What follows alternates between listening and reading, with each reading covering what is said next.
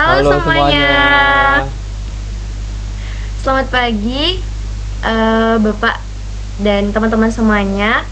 Kami dari kelompok 12 akan mempresentasikan tentang pengelolaan data pada algoritma rekomendasi YouTube.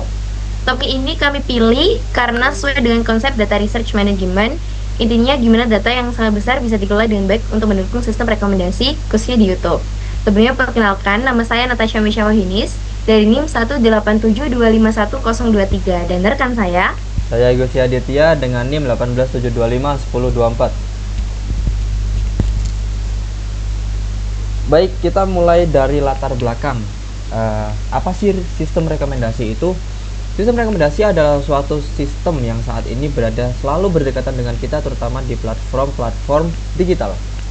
Fungsi utama sistem rekomendasi adalah memberikan kemudahan dalam mencari konten yang relevan, serta mendukung kreator menjangkau audiens yang tepat. Kami memilih sistem rekomendasi yang diterapkan oleh YouTube sebagai topik utama, karena YouTube menjadi salah satu platform pertama yang menerapkan sistem rekomendasi ini sendiri, serta memiliki sumber referensi yang mudah untuk ditemukan. Nah, sebelum masuk ke sistem rekomendasinya, mari kita lihat dulu nih betapa besar skala YouTube itu sendiri. Pertama, dari segi konten. Setiap menit ada lebih dari 100 jam video yang diupload. Dan ini berarti setiap detik YouTube itu menerima ribuan konten baru dari seluruh dunia. Yang kedua, dari segi kualitas. YouTube itu terus berinovasi hingga mendukung resolusi yang sangat tinggi, bahkan 8K. Dan ketiga, YouTube tidak hanya dianggap sebagai hiburan, tetapi juga menjadi pusat pembelajaran global. Banyak orang belajar keterampilan baru, mengikuti kuliah, atau sedang mencari informasi itu yang melalui YouTube. Kalau kita lihat proyeksinya di tahun 2025, skalanya semakin luar biasa. Pada Januari 2025, jumlah pengguna aktif bulanan mencapai 2,9 miliar orang. Pertengahan tahun 2025, jumlah total video sudah melampaui 51 miliar. Dan pada Mei 2025, ada sekitar 520 jam video baru yang diunggah setiap detik. Dan total waktu tonton pengguna mencapai lebih dari 1 miliar jam setiap harinya. Dengan jumlah data sebesar ini, jelas bahwa YouTube itu membutuhkan strategi data research management yang sangat matang untuk bisa tetap relevan dan memberikan pengalaman terbaik kepada penggunanya. Lalu, sistem rekomendasi YouTube itu fungsinya buat apa sih? Yang pertama, pastinya adalah user retention. YouTube dapat secara otomatis menampilkan konten yang relatif dengan interaksi dari video yang para penggunanya tonton, seperti like, dislike, dan komen. Bahkan dari durasi kita menonton suatu video.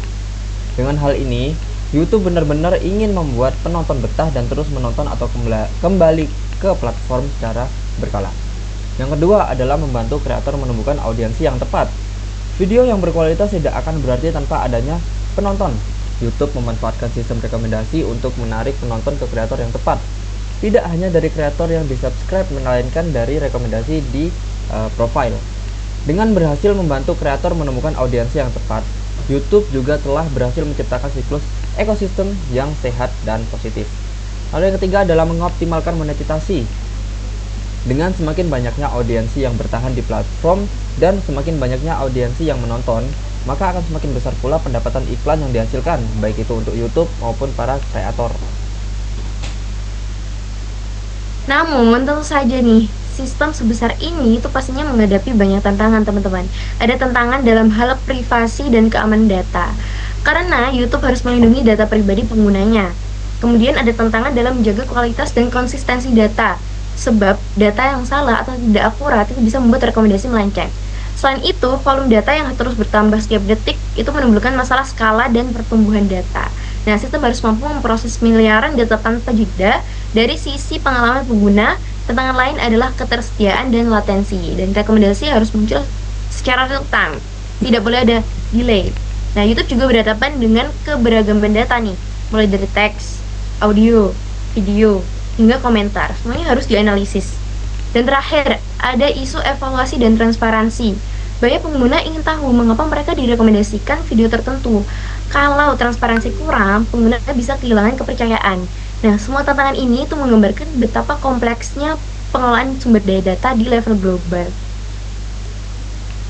Setelah membahas yang namanya tantangan, selalu ada yang namanya solusi. Nah, YouTube sendiri memberikan beberapa solusi dalam mengatasi tantangan-tantangan yang telah kami sebutkan. Yang pertama adalah privacy dan keamanan data. Enkripsi dan kebijakan privasi yang ketat, kontrol akses internal, dan autentikasi ganda. Selanjutnya adalah masalah tentang kualitas dan konsistensi data. YouTube memberikan validasi dan pembersihan data secara rutin. Lalu ada machine learning untuk deteksi data anomali. Ketersediaan dan latensi, infrastruktur cloud terdistribusi atau Google Cloud, caching, dan auto-scaling untuk latensi rendah. Keberagaman data, model AI multisumber seperti teks, gambar, dan perilaku. Segmentasi pengguna agar rekomendasi tepat sasaran. Selanjutnya adalah skala dan pertumbuhan data. Teknologi big data seperti BigQuery dan MapReduce.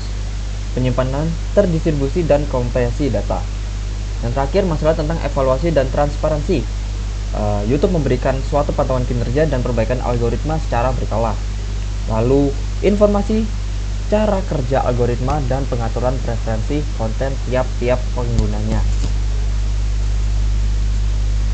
Nah, selanjutnya nih, data yang dikumpulkan oleh YouTube.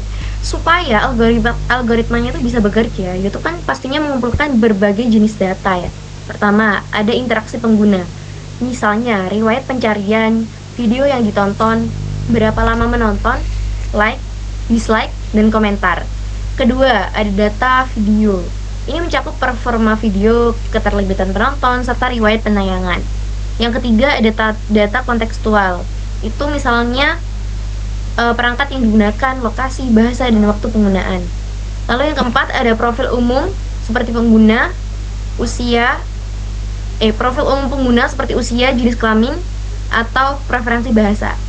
Nah, kalau kita lihat grafik yang ada nih teman-teman, interaksi pengguna menjadi sumber data terbesar dengan 35%. Disusul data video dan data kontekstual yang masing-masing menyumbang 25%, dan terakhir profil umum sebesar 15%.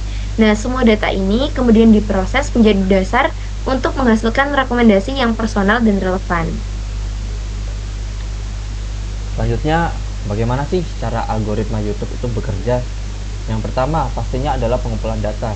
YouTube merekam aktivitas pengguna seperti riwayat pencarian, waktu tonton, like dan dislike, komentar, dan interaksi dengan channel-channel yang dikunjungi oleh para pengguna. Lalu data ini menjadi dasar untuk membangun profil preferensi setiap penggunanya. Lalu ada pemrosesan dan penyaringan.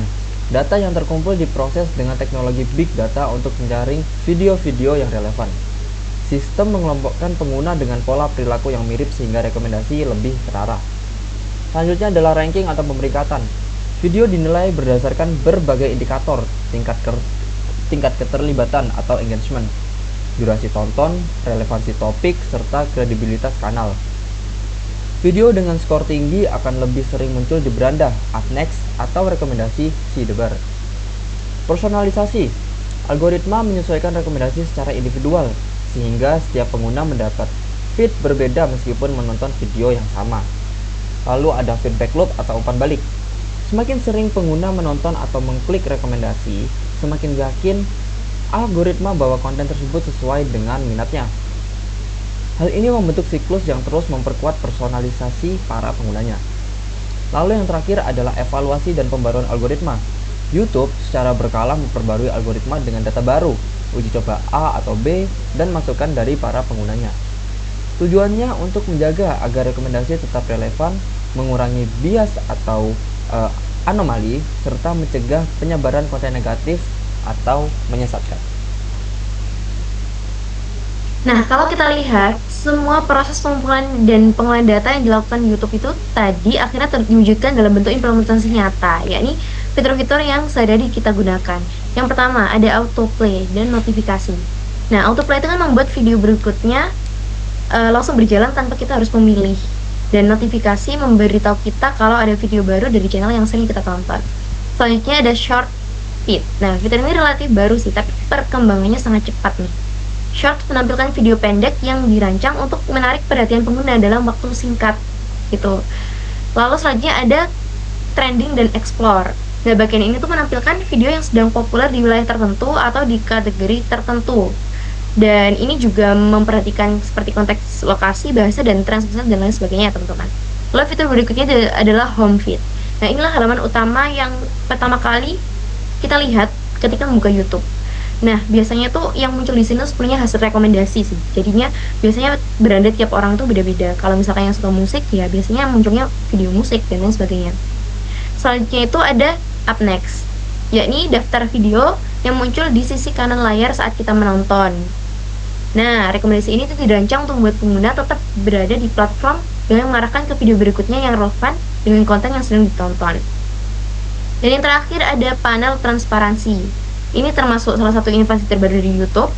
Nah, ini itu termasuk sebagai respon terhadap kritik soal keterbukaan algoritma. Nah, panel ini memberi penjelasan singkat kepada pengguna. Misalnya, video ini direkomendasikan karena Anda menonton konten serupa sebelumnya, atau video ini populer di wilayah Anda. Nah, fitur ini membantu pengguna merasa lebih percaya bahwa sistem bekerja dengan alasan yang jelas, bukan hanya sekedar mendorong video tertentu. Lalu, kalau misalkan kita kaitkan dengan data research management, berarti semua implementasi ini tuh bentuk nyata bagaimana data yang dikumpulkan, diproses, dan dianalisis akhirnya menghasilkan informasi yang bisa dimanfaatkan. Seperti itu, teman-teman. Lalu selanjutnya, ketika kita sudah membahas tentang apa itu sistem rekomendasi, kenapa ini penting untuk platform-platform di luar sana, terutama YouTube yang sedang kita bahas, kita akan membahas yang namanya dampak. Dampak selalu terbagi dengan 2 poin, yaitu positif dan negatif. Kita mulai dari sisi positif. Yang pertama, konten lebih sesuai minat pengguna. YouTube dapat menggunakan sistem rekomendasi ini untuk membantu para penggunanya betah dengan platform YouTube ini sendiri, sehingga mereka dapat kembali ke platform YouTube ini secara berkala. Selanjutnya adalah keterlibatan dan interaksi meningkat. YouTube ingin lebih dekat lagi dengan para penggunanya, sehingga para penggunanya merasa nyaman ketika berada di platform YouTube ini sendiri. Selanjutnya, kreator lebih mudah menjangkau audiens yang potensial. Seperti yang telah dijelaskan tadi, bahwa kreator pasti akan secara sengaja membuat suatu video yang berkualitas, sehingga video tersebut pasti membutuhkan yang namanya view untuk menjadikan video tersebut bermanfaat. Sehingga YouTube menggunakan sistem rekomendasi ini untuk bisa menggabungkan atau menemukan kreator dengan para audiens yang tepat. Lalu, membuka peluang menemukan konten baru yang bermanfaat. Konten yang relevan tidak selalu sama dengan konten yang telah kita tonton, melainkan dengan konten yang bukan sama dengan konten yang kita tonton, melainkan dengan aura atau vibes suasana yang sama. Selanjutnya ada sisi negatif seperti filter bubble, misinformasi, polarisasi, dan kurang transparan secara data maupun bagaimana sistem ini bekerja. Nah, sebagai kesimpulan, kita bisa melihat bahwa sistem rekomendasi YouTube itu adalah contoh nyata penerapan data research management dalam skala global. Nah, YouTube menghadapi tantangan besar dalam mengolah data dengan volume sangat besar, variasi beragam, dan kebutuhan kualitas serta privasi yang tinggi. Namun, dengan memanfaatkan teknologi cloud, big data, dan machine learning, YouTube itu mampu mengubah data tersebut menjadi rekomendasi yang personal dan bermanfaat. Dampaknya sangat besar, baik secara positif maupun negatif. Positifnya adalah personalisasi, engagement, dan peluang monetisasi. Dan negatifnya adalah yang tadi disebutkan oleh teman saya, ada filter bubble, misinformasi, dan transparansinya terbatas. Nah, dari studi kasus ini, kita bisa menyimpulkan bahwa data research management yang efektif itu sangat penting, bukan hanya untuk mendukung operasi teknis, tapi juga untuk mencapai tujuan strategis sebuah organisasi. Dan YouTube adalah salah satu contoh paling nyata bagaimana data menjadi sumber daya utama dalam era digital saat ini. Nah, berikut adalah sumber-sumber pustaka yang kami gunakan sebagai base kami membuat PowerPoint ini. Nah, thank you teman-teman. Jadi itu adalah presentasi dari kami mengenai pengolahan data pada sistem rekomendasi YouTube. Kami dari kelompok 12 pamit undur diri.